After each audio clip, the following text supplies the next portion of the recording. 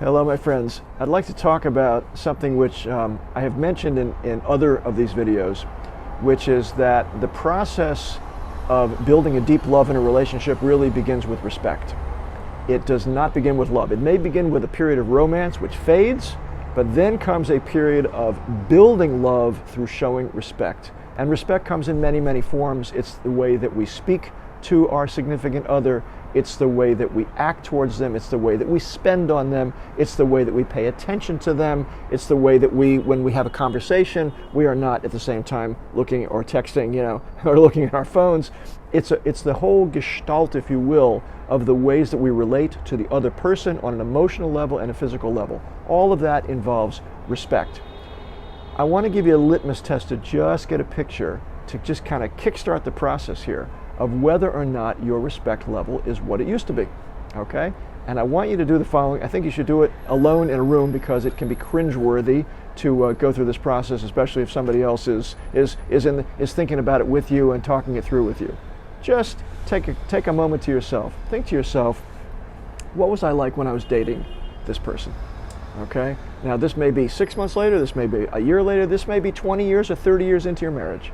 Okay? What was I like when I was dating this person? How did I speak?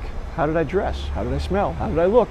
How did I converse? What kind of level of focus did I have on the other? Well, pretty much I think the question is going to be answered pretty easily. I made sure I looked good. I made sure my hair looked good. I made sure I smelled good. I made sure that I was dressed in clothes which looked like they hadn't been slept in and looked like they were freshly laundered. Probably I was on really, really strong behavior. Probably I said please and thank you. Probably I looked that other person in the eye when they were speaking to me. Probably I focused with full attention. Okay, I was probably a very pleasant person to be around. I probably didn't get angry even if something happened around me or something I didn't like. And now, take a snapshot. What do I look like now? How many of those things have changed? And let me ask you a question. What gave you the right to change any of those things?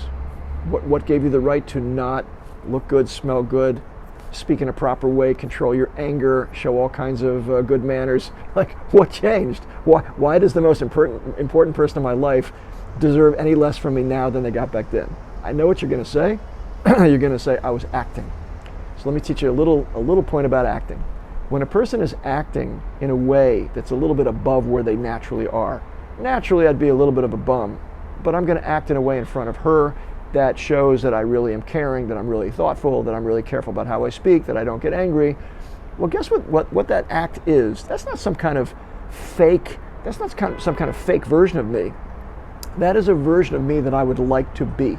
That's the version of myself I wanted to show that other person and that I really do aspire to be. And so really, yes, it's acting, but it's really just trying to put on a little bit better version of myself that I really believe in and I really believe is within my reach. We have to keep acting in life, okay? I'll give you the simplest example and then we'll stop. When I come home after a miserable, miserable day, and I am just in the worst mood possible. I don't want to speak to anybody. I don't want any responsibilities. I just want to go hide in my cave and look at the internet. And my little 3-year-old comes up and says, Daddy, Daddy, Daddy, look at my finger painting. Look at this. I got 27 finger paintings. Am I supposed to say to my kid, I'm in a bad mood. I'm sorry, I'm not going to deal with you right now. I had a really rotten day. Or am I going to act? Am I going to be that person that I really know I should be? And I'm going to put my own troubles aside and I'm going to put a smile on my face and I'm going to be there for that kid. At least for the next 15, 20 minutes, I am all there for that person. Why should my spouse deserve any less? We all know what we're capable of. Let's try to do the work. Let's try to check ourselves out and become that greater person that we want to be. Our spouse is the number one person in our life. The significant other is the number one person. Let's try to make that effort to make them realize that that's really who they are to us. Okay? Good luck in your relationships and in building your love.